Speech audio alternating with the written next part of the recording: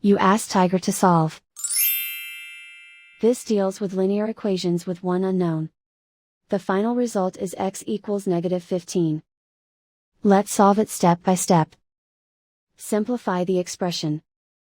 Break up the fraction.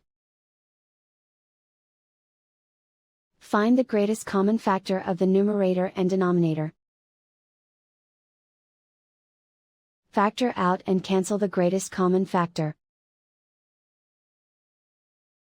Swap sides.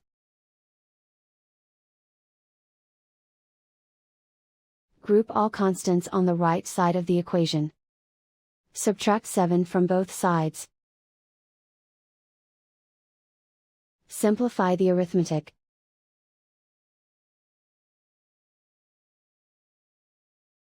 Isolate the x. Multiply both sides by 5. Group like terms. Multiply the coefficients. Simplify the fraction. Simplify the arithmetic. And so the final result is x equals -15.